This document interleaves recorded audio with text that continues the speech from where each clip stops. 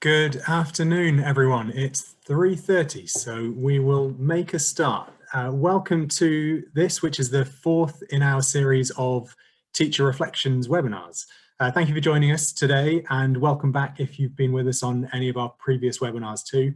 My name is James O'Brien, and I'm an Education Advisor here at GL, and I work mainly with our multi-academy trust schools. A little bit of housekeeping first of all.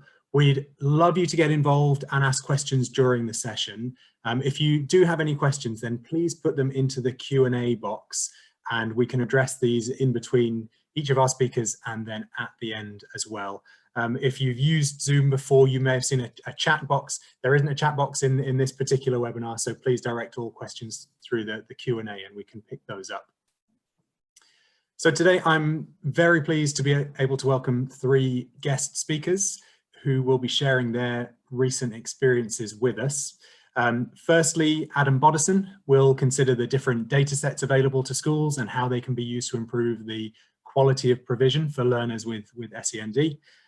Then in our second session, we have Nicky Martin, who will focus on targeted reading intervention, in particular how the YARC assessment of reading for comprehension, or YARC, can be used to identify the specific areas of reading difficulty and how this can inform your intervention strategies. And then last but by no means least, Mark Loveday will be explaining how standardized assessment can be used to baseline pupils, unpick difficulties, identify cohort trends and inform intervention, very much in the context of what he and his colleagues have been experiencing this term. So Adam, Nicky and Mark, can I start by saying on behalf of GL Assessment, a very warm welcome and thank you very much for joining us today. Thank you. Without further ado then, we'll move on to our first session. So I'm delighted to introduce Adam Boddison. Adam is a national leader of governance and a trustee at a multi-academy trust spanning primary, secondary and specialist settings. He's also a trustee of the Potential Trust, a member of the National SEND Forum and a fellow of the RSA. And prior to this, Adam was director of the Centre for Professional Education at the University of Warwick and an academic principal for IGGY, which is a global education social network for gifted teenagers. Adam is also a visiting professor at the University of Wolverhampton, a published author and a qualified clinical hypnotherapist. Adam, thank you for joining us today. Over to you. Thanks very much. I think someone needs to stop sharing their screen so I can share mine. That's okay. Thank you very much. Let me just put this on.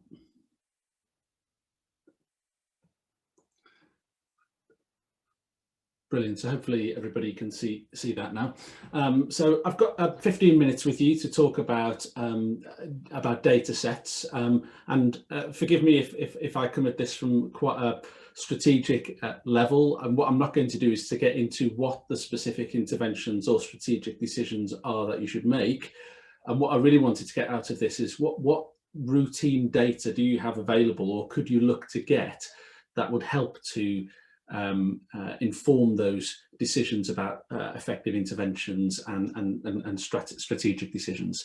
So that was where I wanted to get to, and we'll see how we go with that.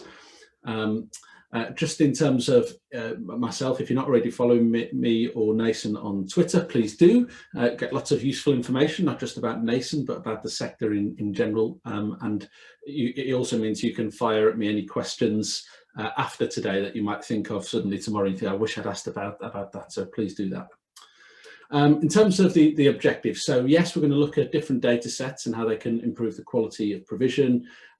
In particular, I'm thinking about some of those data sets which are published by government, data sets you will have already because you collect them in school, but also data sets that you could get from undertaking formal assessments and using commercial diagnostic tools.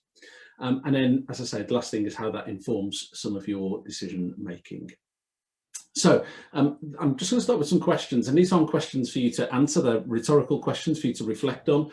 But one of the things I would often ask school leaders and governors and those who are in a position to make strategic decisions, the first thing, can you name the four broad areas from the SEND code of practice, those areas of need. If they can, that's great. Then I'd start asking some harder questions. If they can't, I'm a bit worried about that, because I'm not saying they should be experts in SEN. That's what we've got Senko for and other help for. But actually, they're going to be making strategic decisions which will impact on learners with SEND. And it's quite useful, I think, to have an understanding of the distribution of need across the school. Because if you don't, you're making decisions about them as one homogenous group. And so I think that's quite useful from a leadership perspective. And I'll talk in a bit more detail about how that knowledge can help in a second. Obviously linked to that, once you know what the areas of need are, and particularly breaking it down into primary areas of need, do you know what the most prevalent ones are? And why do I say that? Because, for example, if you knew that a third of children had a primary area of need, which was a speech language communication need, then you might start to think, well, does that mean that a third of the CPD that staff have in terms of SEN should be focused on speech language communication, for example? And you could ask similar questions around resource allocation as well. And as I say, how does that routinely feed into those decisions about allocation of resource? So just to kind of probe into this in a bit more detail, what I've got here is some data. Now, the school that's in here, Lady Vedetta High School, that's not a real school. I've just invented that school. But the data here for Blackpool and for England is real data, and it's taken from the Department for Education website, and they've got the data going back 10 years or so. So you can go on there and find the regional data and the data for England, and you will already have your own school's data, because of course you submit that to the national census return every January. So what I'm suggesting you do is you compare the distribution of primary needs in your school with the distribution of primary needs regionally and nationally. Now, I'm not suggesting that they have to be the same, but I think it's really important that you understand why it's not the same in certain areas. So, for example, here we can see, I'll talk speech language communication just because that was the one I was talking about already, that regionally speech language communication needs are pretty high, but in this particular school, it's a significantly lower, and it's lower not just than the regional average, but the national average as well. So we might want to understand why that is. So it could be that we're really good at meeting the needs of children with speech language communication needs. So actually the provision is effective, so therefore they don't end up on the SEN register, and that's why our proportion is low. In which case, as leaders in a school, we'd want to know that that was the case, and that the reason it's low is not because we're under-identifying the proportion of children with speech language communication needs. Similarly, you look at what's going on with autism on here, and what we've got in the school, it's in line with the regional average, but significantly lower than the national average. And you might say, well, is that because Blackpool itself is particularly effective in this area? Or is it because actually in Blackpool we're saying, if we don't recognise autism as an SEN and this kind of thing? I don't know, but the point is that you want to ask those kinds of questions. So it's a really good tool for just prompting those discussions. But of course, any system like this is only as good as what goes into it. So one of the things I would implore you to do is to be really mindful when you're completing the census data, that you are absolutely sure that when you're giving somebody a primary area of need, and you're giving them that label, if you like, that you are sure that is accurate, that the assessment has been done accurately. Because, as I say, the quality of this kind of exercise is very much dependent on the quality of that data going into the system. Just coming on from that, one thing I would just flag is this data set here from the Timpson review of exclusions. And it's an odds ratio graph, which essentially looks at lots of different areas of need and says, how many more times likely are you to be permanently excluded if you have a particular type of need compared to having no SEN at all? So the black horizontal line going along here is at the number 1. And then the blue bars are how many more times likely to are to be excluded. So for example, if I look at, let's not use that one. If I look at behavioural, emotional and social difficulties for those with an EHC plan, that looks like you're twice as likely to be permanently excluded than if you had no SEN at all and you had an EHC plan. Now, what I'm interested in is those who don't have an EHC plan here, and I'm looking at the big 4. So you might expect behavioural, emotional and social difficulties and social, emotional and mental health difficulties to be amongst the big four in terms of most likely to be permanently excluded. But look at these other two: SEN type not recorded and no specialist assessment. Now that suggests to me there is a direct line between not accurately identifying need at the outset and then, as I say, a direct line of sight to, right, I'm ending up permanently excluded. Because if the need is never properly identified or accurately identified, then actually how can you put the provision in place, and therefore the behaviours are such that it ends up with exclusion. So it's important to identify the needs accurately and obviously use the right tools to do that. And of course, if you're going to look somewhere for the right tools, the people hosting our seminar today obviously have lots of useful tools that you might look at. But as I say, that quality is really, really important. Okay, moving on. One of the things that I sometimes look at is for secondary schools, looking at Progress 8 data. And I just show this because it just shows some of the challenges with Progress 8, because it shows essentially that if you don't have any SEN, the average Progress 8 scores across the country have been going up year on year, whereas for pupils with SEN, with or without an education, health and care plan, Progress 8 scores have been going down year on year. And that says something to me about the suitability of Progress 8 as a measure. The obvious question, therefore, is, well, if we're not going to use Progress 8, what should we use? You know, because progress is obviously better than attainment for lots of good reasons. So I wanted to just reflect for a minute on, if you are looking at attainment data, how can you use that as well in an effective way? So if I go back to looking at primary schools again, and forgive me, I've mixed and matched primary and secondary schools here because I think it was I'm trying to appeal to lots of you will be coming from different contexts here. But this, I think, is quite typical for the end of Key Stage 2 in terms of what might be presented to a board, and also as a SENCO you might look at this and say, right, what's going on here in terms of outcomes for SEND, for pupils with SEND and pupils without SEND. And what we've got here is expected levels, the proportion of pupils meeting the expected standard for reading, writing and maths, and then what does that look like for combined, so meeting all three, and then reaching greater depth or higher standard, and then the combined scores there. So we can see what that looks like nationally, we can see what it looks like in terms of the proportions for all pupils in the school, and you can see, broadly speaking here, that at the higher levels the school's not done so badly, it's kind of in line, slightly above in reading, but for the expected standard, actually the school's not doing very well here. So lots of pupils are not reaching the expected standard compared to the number that are meeting it nationally. Then sometimes I see something like this, which shows, oh yeah, but the reason for that is that the students without SEND are doing quite well, but those with SEND are not doing so well. And that's okay, isn't it? And I guess I'm preaching to the converted in a sense here, but my plea to you is to try and encourage this data to be broken down further, because I don't think this is okay necessarily just to leave it like this. And people will sometimes say, well, how do you do that? Because isn't it an expectation of those with SEND will not attain as highly as those without? And I would challenge that on the basis that when we look at all those primary areas of need that we had before, only 3 of those are actually related to cognitive difficulties. And so I would actually try and break those SEND attainment outcomes down to those with cognitive needs and those with non-cognitive needs. Because those with non-cognitive needs, so this column here, you would expect them to attain as well as those without SEND. Because the fact that someone has a visual impairment or a physical disability, that shouldn't affect the way they can perform academically. And if it is, then it suggests there's an accessibility issue rather than an issue with the kind of teaching and learning and so on. And then the obvious question is, well, what about those with cognitive needs? Are we saying that this is okay?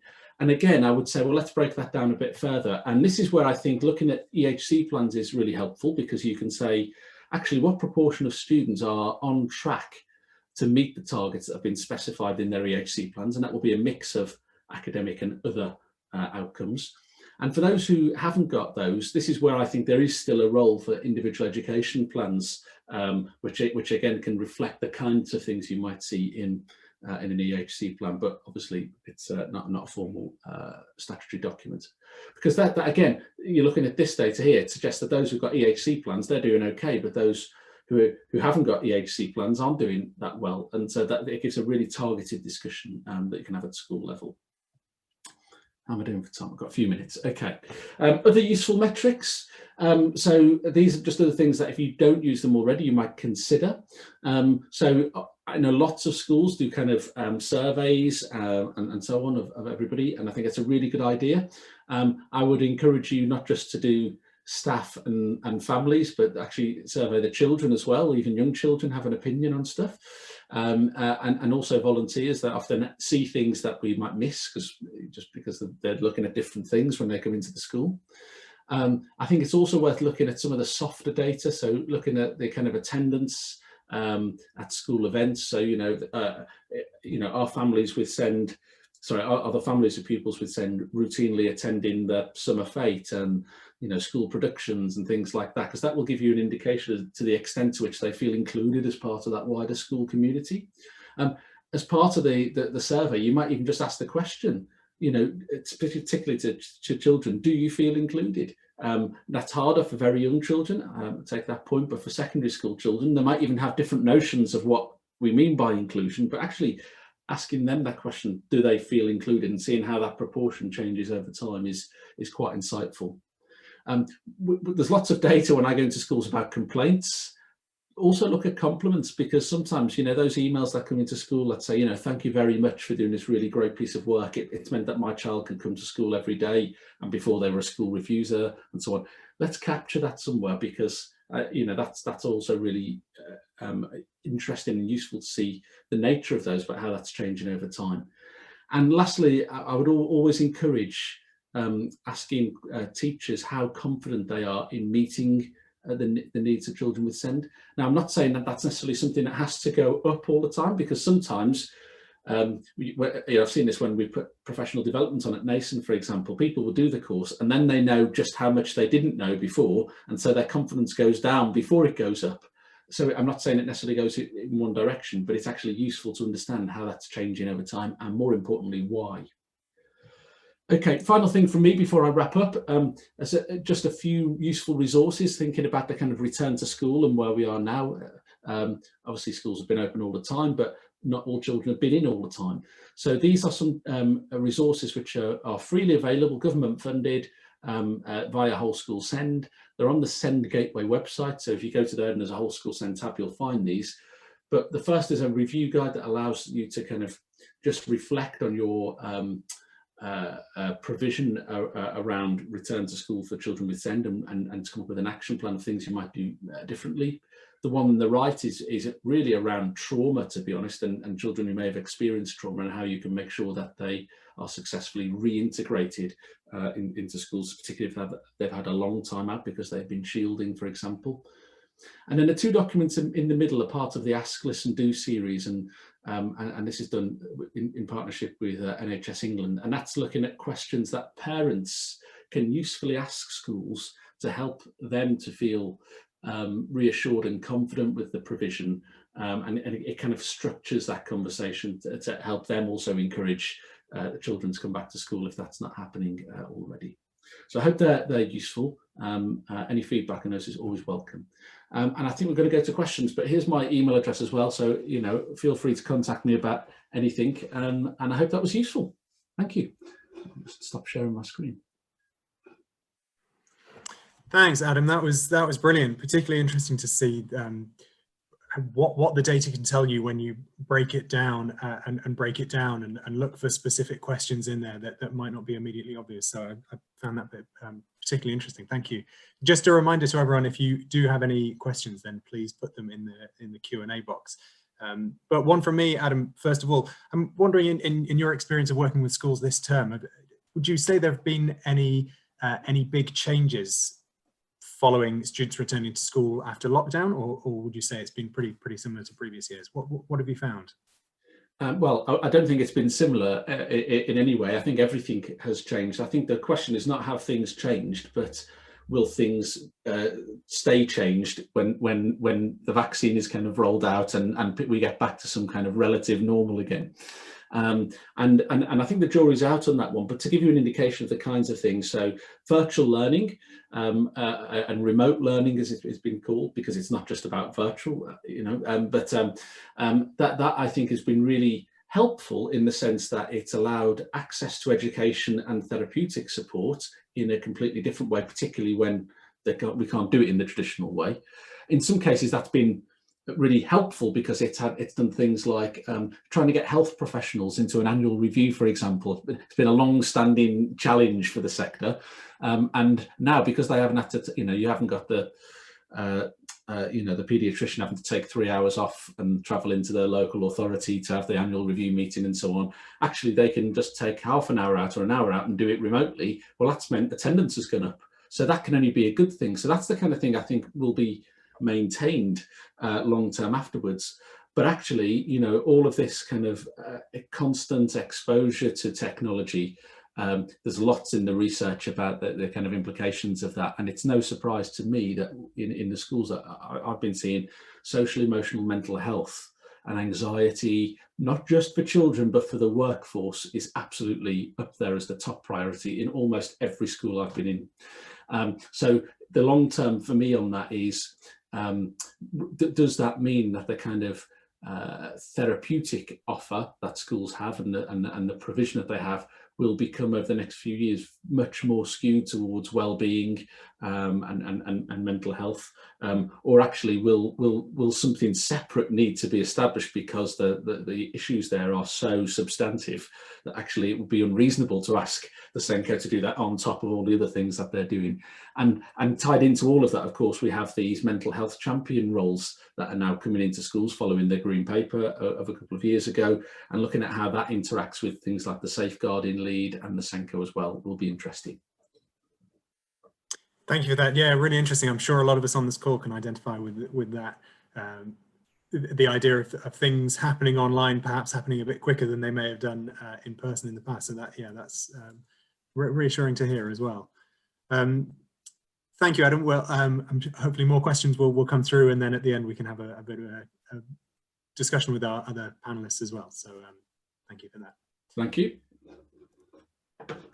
So we will move on to our second session then, and I'm delighted to introduce Nicky Martin.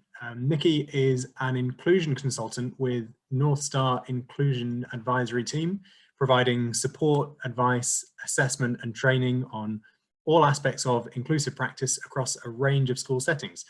Nicky has extensive experience as an assistant head teacher, an inclusion manager and a class teacher, and has a particular interest in the early years and literacy development. She has also delivered dyslexia support to primary and secondary schools across Walsall for the last 10 years. She is a member of PATOS, P-A-T-O-S-S, and holds a current assessment practicing certificate. So Nicky, can I say again, thank you very much for joining us today, and Thank over to you. Thank you. I'll just share my screen, hopefully.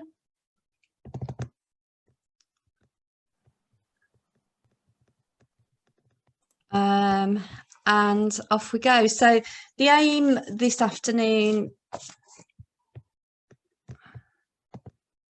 sorry, there we go. I'm on now. Sorry about that. Yeah, so the aim for this segment, this next 15 minutes really, is to think about the impact that lockdown has had on pupils' reading, and to discuss with you how we can use one of the GL assessments, the York Assessment of Reading Comprehension, which I'll refer to as YARC as we go through, effectively as part of our individual pupil profiling activity in terms of identifying the specific areas of reading that we might need to address through targeted reading.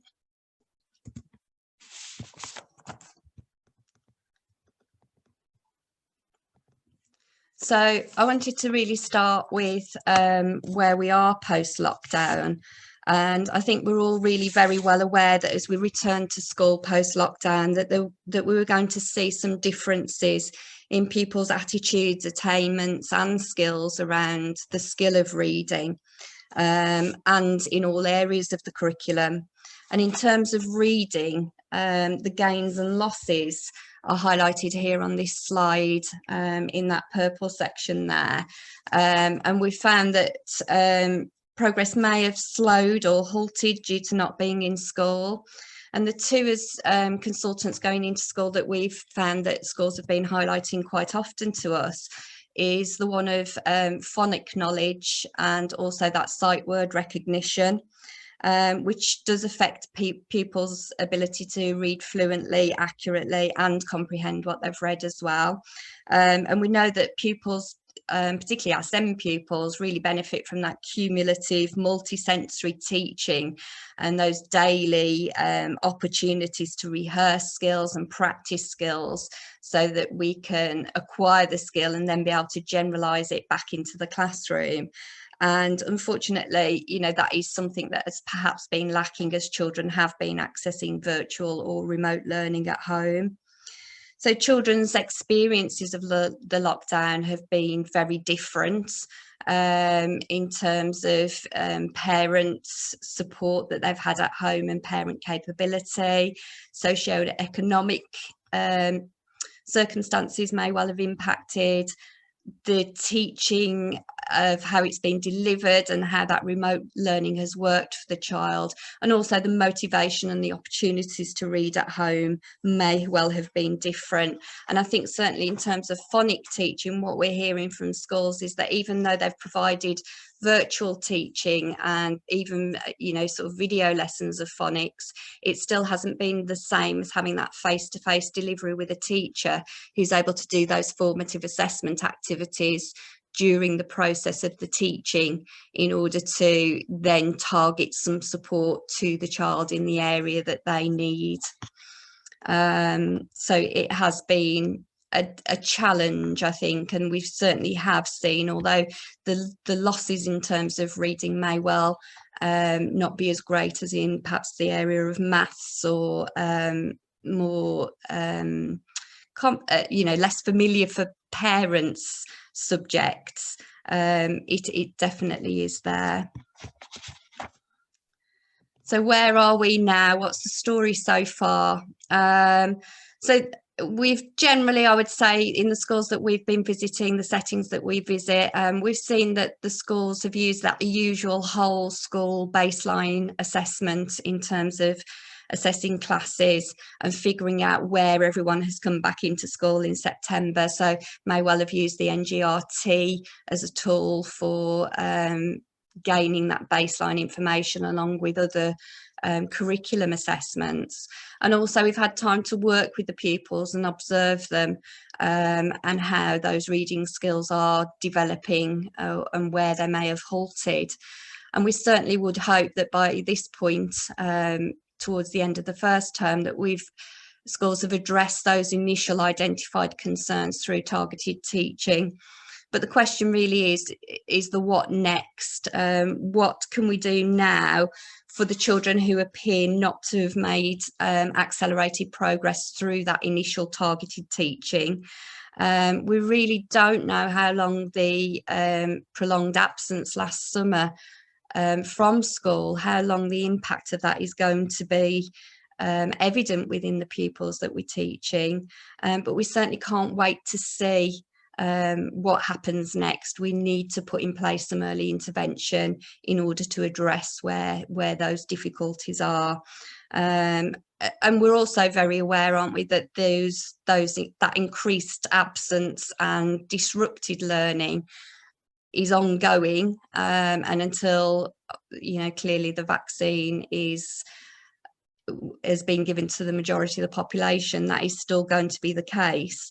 So it's crucial that we've got that graduated response in place that ensures, as I say, the early identification of need so that none of the pupils slip through the net and that we're giving them exactly what they need to make those next steps in progress. So there really has to be that relentless approach to teaching reading and teaching reading skills, because it's the key to the rest of the curriculum. I'm sure we would all agree. So I've based this around the YARC assessment of reading comprehension, the YARC, but clearly there are other similar reading assessments out there, but the YARC is useful because it's delivered one-to-one with a child and enables us to really unpick where and what aspect of reading is the barrier at the moment for that child. But the point of today really is that what I want to get across to you is about using the qualitative information that we gain when we deliver the YARC assessment, and how that's such a crucial part of the assessment and what we do next as a result of it. I think as we go out in schools, very often we see that schools are carrying out the YARC and gaining a standardised score, a number, which they might use as a progress measure and a benchmark to measure the progress in terms of reading. But what we're not doing is using that qualitative information to actually target the support and target the intervention to give the child the skills that they need. And that can create quite a two-dimensional picture of or view of the pupil and of their needs. So what we want to do is make sure that the intervention is really bespoke, because we've really unpicked the assessment in terms of what it means for that pupil and for that child. So it's really one piece in the jigsaw of that individual. So I thought it was useful for us this evening to just have a look at the simple view of reading, to demonstrate really how the YARC gives us parts of a much bigger picture. And the simple view of reading was proposed by was proposed by two researchers, Goff and Turner, in 1986. And it's also referred to within Jim Rose's report as well on reading and reading development. And it shows how reading really is a complex activity that can be represented by these two interdependent processes of word reading and comprehension processes. And that teachers need to be really clear about which of the two processes they're working to improve at any given one time. And obviously what we want pupils to be is we want them to be here in this good reading skills area where they've got a good language comprehension and a good word recognition as well. But we need to be aware that children may not and probably won't show equal performance or progress in each of those dimensions, and that by using the YARC or a similar assessment tool, you're actually able to separately assess performance in those areas to identify those learning needs and guide the teaching that we're going to put in place as a result of that. So different kinds of teaching are needed to develop word recognition skills from those that are needed to foster the good comprehension of written and spoken language. So it's also makes apparent the fact that individuals can experience various degrees of ease or difficulty in either aspect of their reading. And therefore we can consider that progress and ability in there. And a useful exercise, which quite often I recommend when I'm working with schools, is that if you've got a class of children or a small group of children, to actually map them within this simple view of reading. So writing their names into each quadrant of it, and that actually helps you then identify your intervention groups and the interventions that you're going to put in place for those children, and gives a really nice clear focus of how we're going to address those reading skills that need to be developed further.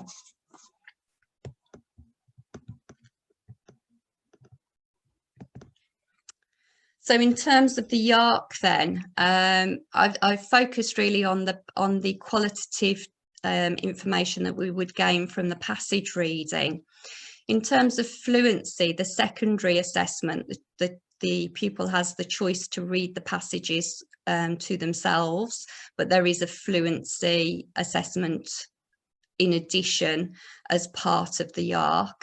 The primary students read aloud as you're taking the assessment, and the passage reading is timed, and that allows us to gain this fluency score as a standardized score. So the child reads aloud, and the passage reading is timed for the fluency, and the qualitative information that we might gain there is there in that green box. Is the pupil slow to read but actually quite accurate, in which case is the fluency an issue? It may be a low standardized score, but you know, it's not too much of a concern, but we need to take into account that reading speed in terms of access arrangements, possibly for test situations where the speed of reading may be an issue for the pupil. So it can indicate to us that we need to investigate that a little bit further. Is there lots of hesitancy and self-corrections? Does the child need some paired reading support in order to be able to gain that skill and actually hear themselves reading in a more fluent way? Very often with our learners who've had reading difficulties, they will always have heard themselves read in a stilted way and not. And that may prevent them crossing the bridge into that fluent reading in itself. So paired reading is a strategy for that. Are they needing to sound out every word? So is it a phonic issue that we need to address? Again, is it that their memory for words and their sight word retrieval may be an issue that's meaning that they're needing to sound out every word, and that we need to build that high frequency word recognition and sight word recognition? Are there tracking issues there? Is it do we need to explore that whether the child is experiencing visual difficulties or not? Was the pupil actually quite quick and fluent to read, but then when it came to their comprehension questions, they found those difficult to answer, in which case do we need to actually slow the reading down a little bit?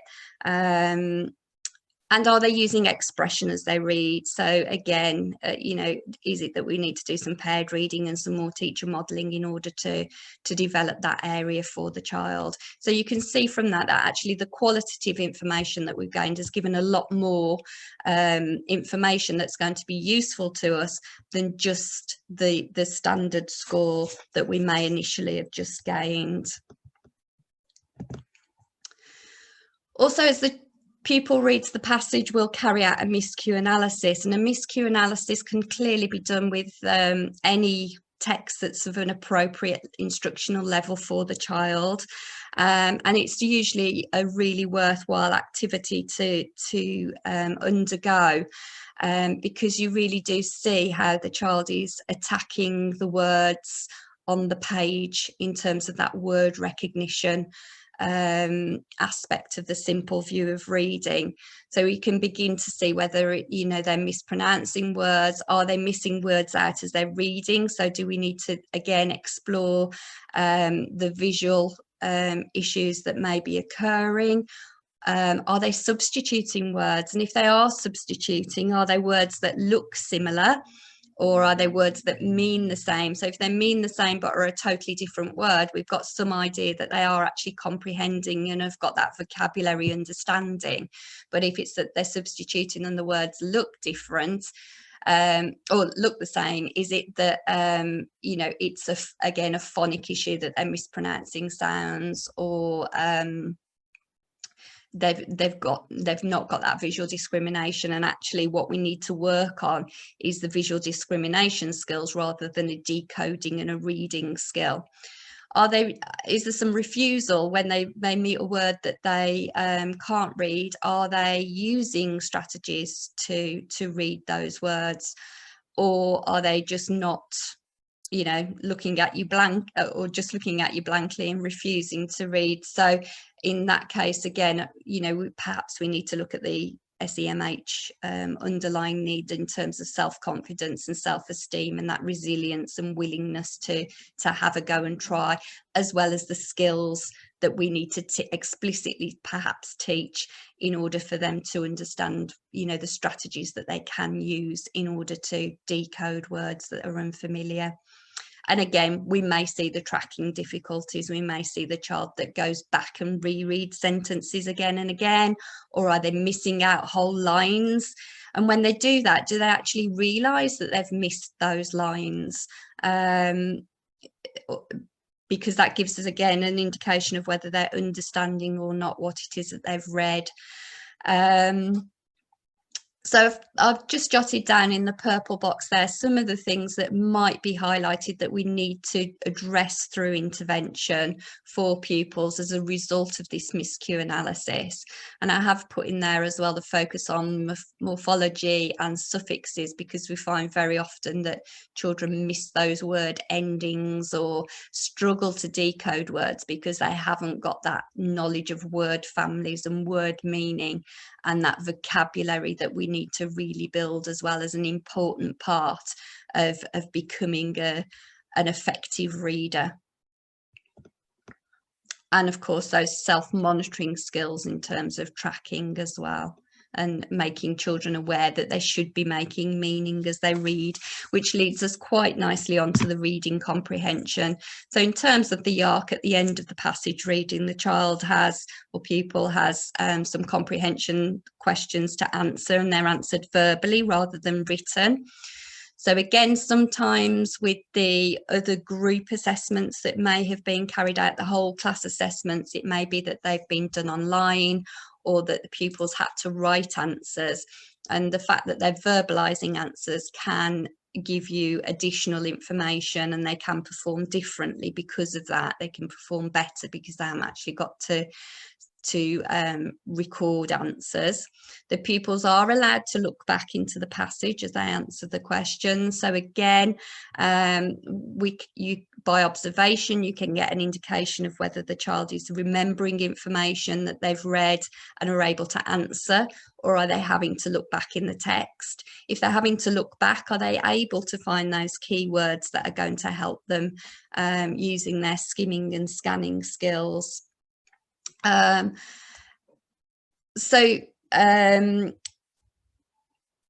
We need, you know, what do you already know about that child's vocabulary knowledge and reasoning skills? Are there speech and language concerns there as well that are further highlighted through the reading comprehension activities that we need to explore? Does the ability to verbalise answers differ from how they've performed in the written exercises? I've said that. And secondary pupils as well within the secondary assessment are asked to summarise the passage that they've read afterwards. And I think that's always an interesting exercise that really highlights that pupils are not necessarily understanding the whole gist of the passage, and when they're relaying the passage to you, they're very much jumping around without telling you the events in sequence, which can obviously indicate to you that you may need to put some support into classroom to support those executive functioning skills and those sequencing skills, and that may be why things are going a little bit awry within a classroom situation.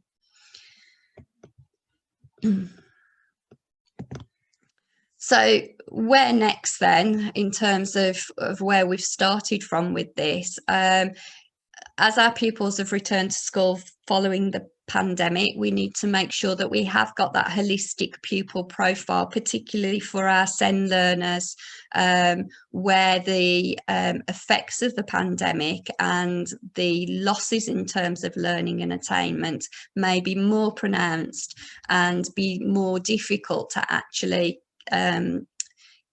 enable those pupils to catch up and close that gap in attainment and accelerate the progress. So hopefully by using the YARC and using it in the qualitative way as well as the quantitative that I've described this evening will help you to have that individualized approach with a very focused intervention that enables you to set those SMART targets with clear outcomes that can be clearly measured.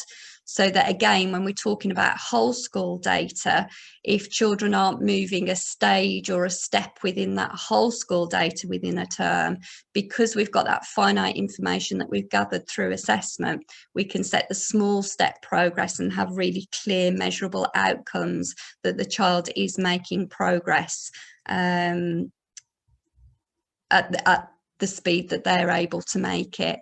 And ultimately, we can use this as steps along the pathway to becoming a successful reader. So hopefully that's what you've gained from this afternoon. My contact details are down at the bottom there of the screen, with our team email and our Twitter feed as well. I forgot to mention that at the beginning in my hastiness to get started. So, you know, do contact us if you'd like any further information, or have a look on our website as well. Thank you. Nicky, thank you very much, and thank you for sharing your contact details as well. I'm sure people are very keen to talk to you and find out a bit more. Thank you for sharing all of that. I think it's really, really useful to get some practical ideas of what you can do with each of those elements of reading, things that people are going to be able to take away today and start to put into practice. So that's really helpful. Can I just ask you the same question that went to Adam about any particular changes that you've seen this term following the lockdown? What stood out to you?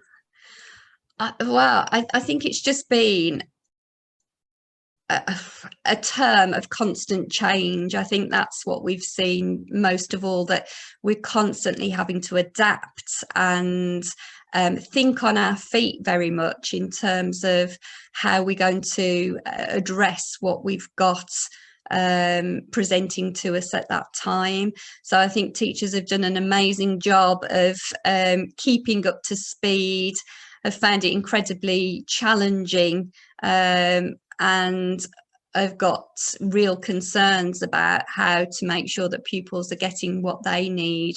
I think the SEMH needs are particularly pronounced out there in schools, and that emotional well-being. And I know as a service we've been quite cautious about going out there and carrying out assessment, because a lot of the pupils that we're meeting are unable to engage with an assessment process because of those SEMH needs.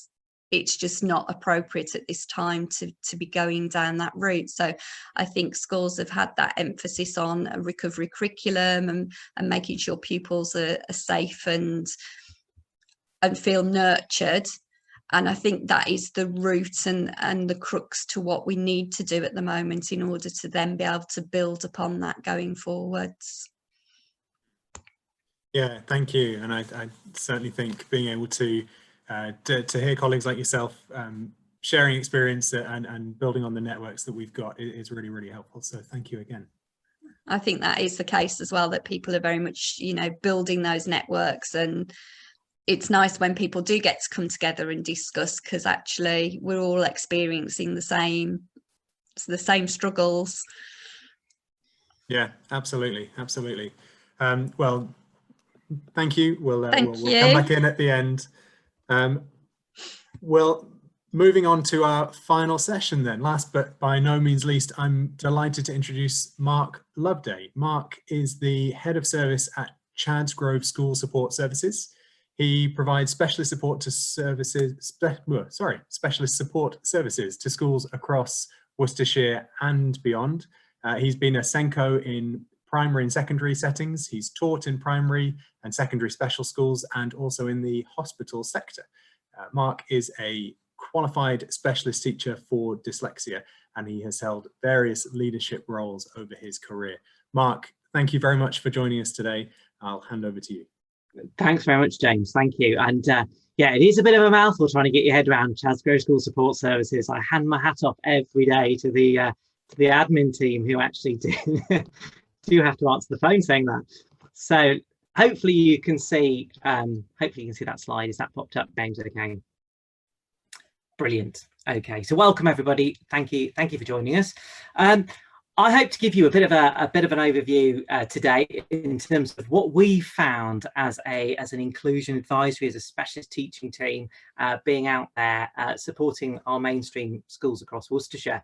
And as James has said, you know, we are a specialist teaching team. We are an inclusion advisory team offering a variety of different support services across Worcestershire and beyond with our specialist teaching teams. And I think the first thing to start with, really, from my point of view, and I know I echo that with my team's point of view, is actually, you know, that lockdown period that taught us so much, and we got so much from, a lot of negative things as well, but a lot of positives that we do need to focus on as well. And during that time, trying to bring it back together as a team of what is this going to look like from September onwards as an inclusion advisory service, and what kind of support are schools going to need from us. And very much our picture, like our mystic mega moment, along with everyone else in the country, was very much going to be focusing around those SEMH needs and that recovery curriculum, and getting back to some form of normality for a lot of our children and young people and teaching staff who did not experience it for a long time.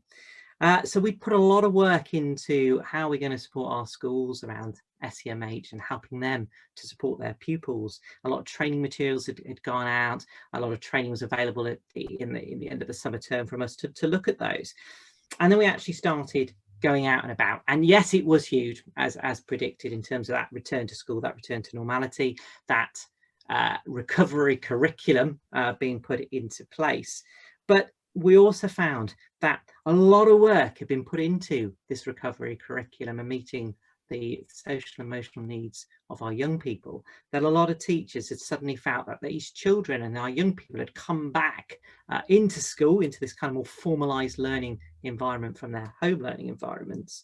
And all of a sudden they're going, well, where are the gaps? Where do we start? What do we do? Where is their learning been? Who's accessed what? What kind of education have they had from a home learning experience? And we very much found that the teachers start to get a little bit wary of actually assessment and where do we start and how do I plug those gaps. And of course, you know, the gap has widened, you know, it clearly has widened, but the question is by how much? And I think it's really important to kind of celebrate some of the achievements that our young people have had. You know, there's lots of stories out there from a, you know, primary child moving on to secondary in September who spent the time learning how to do their tie, so when they'd gone in there they could be as independent as they possibly could be, to our young people going out and building dens and having a fabulous time outside and building on those motor skills that underpin an awful lot of what we do in the classroom. But I think we've also got to remember that our children have come from a home education experience, and it's going to have very different experiences that they are bringing back into school and back into the classroom, which is going to have a huge impact on teachers in terms of where do we start, how do we support, how do we plug those gaps. We must remember that, you know, literacy gaps are already present. We know the research is out there regarding socioeconomic disadvantage and the links to literacy. That's already in existence. We know that 1 in 3 children do not have age-appropriate language skills expected of a 5-year-old. But, you know, many of them have just missed a huge chunk of either their nursery provision or their reception class year, and then entering the formality of what is year 1, with the fear of often year 1 teachers of trying to provide more of an early years based curriculum and that recovery style focus. We've obviously had parents taking on the role of teachers, you know, working parents trying to work from home, trying to juggle between online learning, supporting materials that are coming home from school, as well as hold down their jobs. We've also had parents becoming teachers, becoming educators as best they can, you know, and often looking at, well, what kind of teaching approaches have been used by our parents to support our young people? Have parents used the experience and teaching strategies that they had when they were at school? Because if that's the case, we're going to have some big misconceptions potentially coming back into our classroom and a lot of confusion from our young people. We've got over 56% of adults are reported as having literacy difficulties or literacy skills that are classified as below what was a grade C at GCSE, you know, with 5.2 million of these people lacking functional literacy skills. And yet they've tried their best to become the teaching role, the educator to their children whilst they've been at home. So when we think about our children coming back in, it's very much a juggling act for our schools, for our teachers, implementing this recovery curriculum. What does it look like for your school? Maybe very different to what it looks like for somebody else's school. And the question always on people's minds, you know, when do we return to normal? When do we restart that traditional curriculum model? How do we balance social and emotional needs, that neurodiversity that's present anyway within all classrooms, and deliver on a curriculum? We've also got the big factor that, you know, we've got parents coming back into school who've often been that educator for months during the lockdown period and saying, well, actually, you know, we've got some huge concerns around our child's learning. What can we do to explore these? Do you think we need an EHCP? I certainly know that's been bounded around a lot of the schools that we've been supporting when our specialists go in. And we've also got the fact that when our children have come back and our young people have come back, school has looked very different. That kind of secure blanket for them has come back to a very much an unknown, and the anxiety levels are going to be huge, having an absolute impact on teaching and learning, with memory and processing all being affected within our everyday teaching style. So where do we start? You know, I think from the schools certainly we've been gone into, there's been a huge amount of work done into SEMH and this recovery style curriculum, and I think, you know, our colleagues have done a fabulous job out there in mainstream schools and beyond, supporting, and specialist provisions supporting our young people.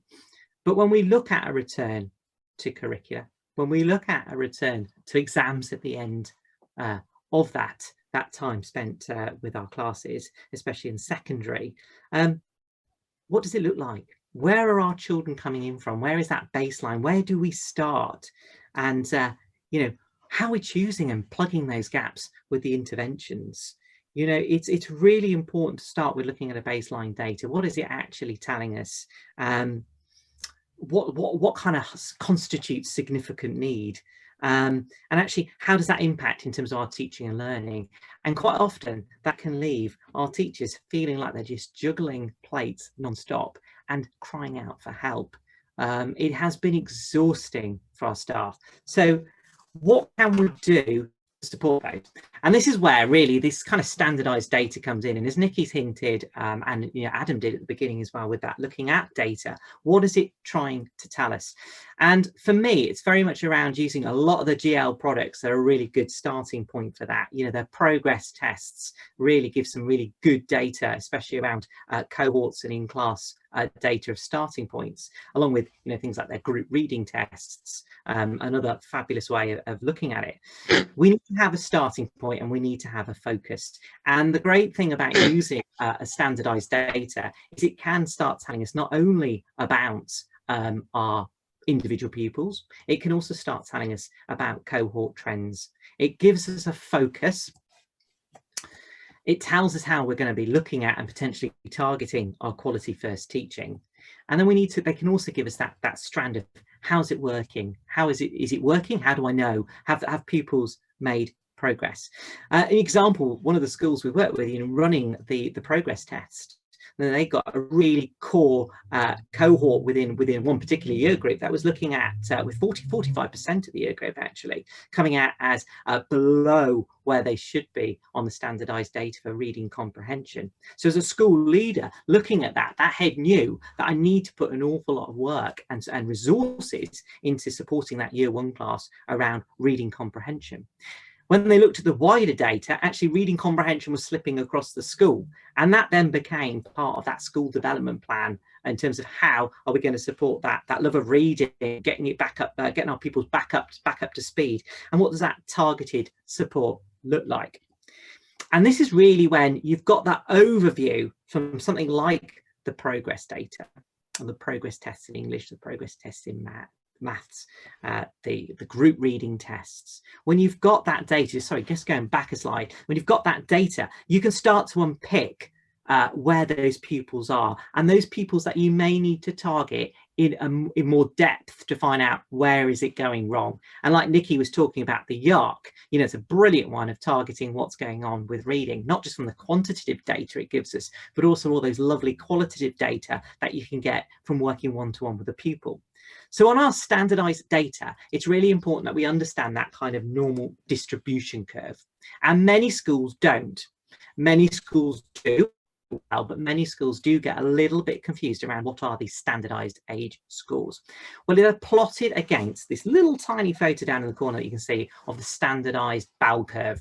And it allows us to say where is average and where are people sat who are in average, and where are those people sitting who are below or well below average. And this is the kind of end of the bell graph that we'd want to be finding out a little bit more with. So anything really in standardized schools about 84 and below, we would be wanting to find out a little bit more. And certainly those schools, I would be saying about the 82 mark and below, we would want to be certainly finding out and digging a little bit deeper. And that's where the kind of suite of GL assessments really kind of come into their own, because that digging deeper really does tell us where underlying problems may lie. It tells us where our interventions may need to start. It tells us where our targeted support may need to start. It doesn't just give us this child is underachieving, if you like, in reading. It starts to give us the specifics behind it. Now, GL have got some fabulous stuff. I mean, hats off to them. They've got some fabulous stuff out there, including the kind of diagnostic pathway that they've put together for reading. And I'm just going to kind of explore that in a little bit more depth. You've kind of done your group or your cohort overview. You've got your data from your progress tests or your national, your group reading tests. And you want to dig a little bit deeper. Now, if we're focusing on reading, for example, those students who are in the bell curve with a score, standardized score that would be below average or well below average, we can start asking wider questions, the hows, the whys, the whats, and what's going to inform our intervention. From that, we have got the YARC, which I'm not going to go into detail because Nicky did a fabulous presentation on how you can use the YARC. We've also got the phonological assessment battery, both the FAB and the FAB2, slightly different age ranges on both of those. They allow us to do a little bit deeper digging, and they tell us actually some of the reading, potentially, if you've highlighted it on your miscue analysis on the YARC, as Nicky was saying, are those difficulties associated with something like phonological awareness. So can children play with sounds, if you like, to be able to manipulate them in order to read effectively? And that can be anything from our younger children all the way up to, you know, end of primary, beginning secondary. Is it a processing difficulty? So do our young people know what they want to say? Can they recognize the words on the page? But it's that speed at which they can retrieve the information. Do they understand the comprehension questions? Is there more of a receptive language difficulty there, which you could potentially go and start exploring with the BPPS, the British Picture Vocabulary Scale? We've also got the spelling tests, again, utilising them as a kind of standardised age score for data, but also using that kind of qualitative assessments that we get from them. Once we have dug a little bit deeper, we really start to understand where those problems, those tricky points may lie. As soon as we understand that, we can start plugging those gaps with meaningful intervention. We've also, because of the standardized age scores, got some really good data for our entry into intervention and our exit data to see if intervention has worked.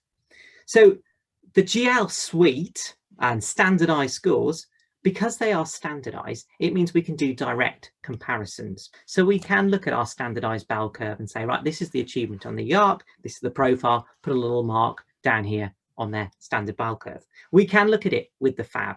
We can look at it with the BPPS. And before long, we've built up a really clear cognitive profile. And we can answer the questions on this slide. So where are our children at? We've got that overview, that cohort data. What does targeted quality first look like? Well, we've targeted reading comprehension because that seems to be an extreme weakness within that cohort. Is it working? Well, if it isn't, let's dig deeper, which is the hows, the whys, the whats that we've just explained. It also helps us to look at that model in terms of making sure that the pupils get the right support in the right place and the right time. We've got our universal, our quality first teaching, allowing us to see data cohorts and data trends. We've then got our targeted support, where we start to dig a little bit deeper, trying to understand where those problems may lie. And finally, we've got that specialist level. So where we may be calling out in our external professionals. I've put us there because that's where we would sit in terms of specialist teaching service, where we may come in and start looking at, has this pupil got a specific learning difficulty? Do we need to call an ed psych in? Do we need to dig a little bit deeper? Because actually it seems to be more around memory, linking to processing, linking to reading, linking to phonics. But all of those questions can be answered before the specialists get there to try and unpick it even further. And for me, that is the power of that kind of return to school and that kind of return to normality. We need to start with, where are our pupils at? Our universal, our progress tests in English, for example. We then need to go on to our targeted for that smaller cohort of children who may be struggling, the well below or the below average on the bell curve with the standardized age scores. That allows us to trigger targeted intervention. Is it working? Following that quality first, that plan, do, assess, review, is it working and how do we know? And if it's not, it really does streamline our pupils then into those who may need some more specialist input. And that is all available in the GL suite, assessment suite of assessments that are available to all schools. The power of standardized assessment, I'm a firm believer, as you can probably tell, but it gives us so much. And the way that it links data together, because it's standardized, really does give you as practitioners a really clear cognitive profile of where those gaps are, where those strengths are, and what you can do to support your pupils in the classroom, and a return to some form of normal, whatever normal looks like now, curriculum. So sorry, that was a whistle-stop tour, but I just wanted to give you an overview of what we've certainly seen and how we've certainly supported the schools that we work with over the last term. Those are my contact details. You've got our Twitter there if you do want to follow us as a support team. But if you have got any questions, I've put our admin email there as a service, and please do ask away, and I'd be more than happy to help. Mark, thank you very much for that. And again, thank you for sharing contact details. I'm sure there are many colleagues on the call who would be interested in contacting you and finding out a little bit more. So thank you for that. There was a really clear picture of how you can use that standardized assessment data as a really firm starting point to then inform the interventions that you put in place. Can I ask you the same question that I asked to Adam and Nicky, and then Adam and Nicky, if you don't mind coming in just at the end as well. What would you say is the biggest change that you've seen this term? I have to say, I agree wholeheartedly. I think that the one thing I found it's been brilliant has been that virtual meet, and I agree with Adam on that one. I think having all of those professionals around the table all at once, those wider conversations to try and unpick potential difficulties, try and put potential support packages together, that has been just worth its weight in gold, because you're very unlikely to try and get people together in one room on the one day. And actually the power of connecting by virtual means means that people's diaries can often be freed up to be present. I think it's also been, for us, what we've seen is the huge resilience of our pupils, and I think that has been absolutely amazing. Schools have put such fabulous strategies into place to support the return to school. I think it's been a real big challenge for schools to be balancing that kind of virtual and face-to-face teaching, and the ad hoc nature of bubble closures and swapping over and children being out, self-isolating. And I think it's worth celebrating. I think as a profession, it's heartwarming, but it's really taught us a whole new way of teaching and learning and how we support our pupils. So I would say, for me, it's the power of professionals getting around the table again and having those conversations. And I think it's also about just what we can do when we put our minds to it in terms of education as a whole, and not just seeing it as a building. Yeah, absolutely. Thank you. Adam and Nicky, if you don't mind, I'll invite you back in just for the end. I hope you don't mind me putting you on the spot, but I thought it'd be nice to finish just to hear what might be your one piece of advice going forward for colleagues who've joined us on the call today, who are going to be maybe putting into practice some of these strategies that you've talked about going forward. So what's maybe the one piece of advice or the final thought that you might like to leave people with? Adam, can we come to you first? Yeah, sure. I think what the thing I started out with was obviously looking at data sets, and I was kind of coming at it from the approach of strategic decision making, and by that I'm talking about the involvement of leadership.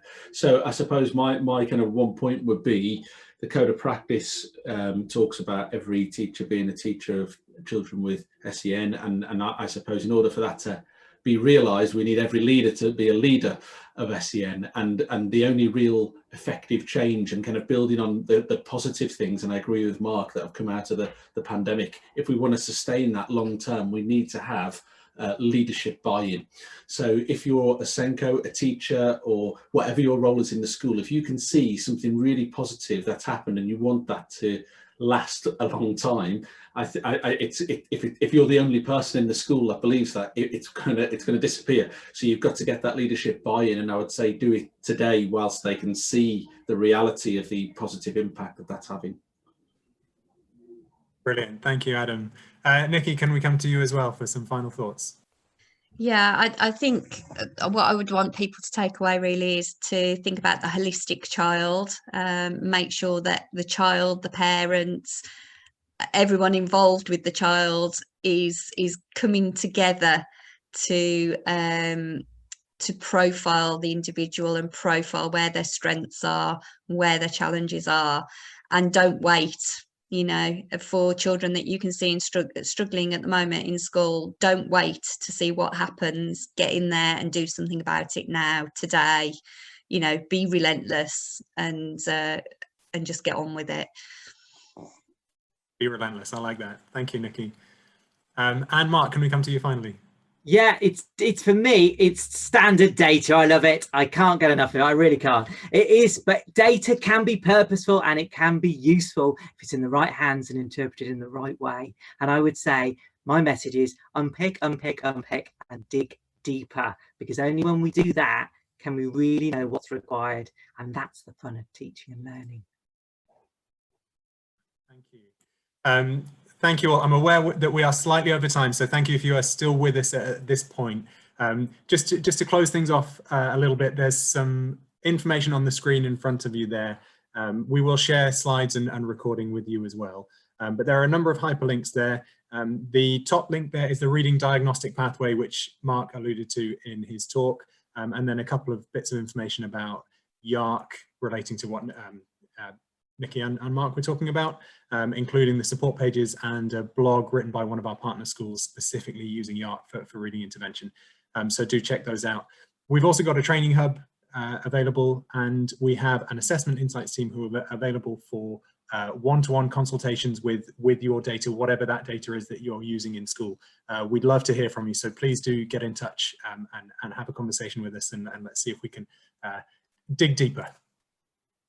If you've missed any of our previous events, by the way, we've had focuses on reading and on children's wellbeing. You can find recordings of those on the GL assessment website. If you go to our events page, you will be able to access those as well. So all that remains for me to do again is to thank Adam, Nicky and Mark for joining us today and for sharing their insights, and also to all of you for attending. So on behalf of GL Assessment, can I wish you all a great end to this term and happy holidays when they arrive.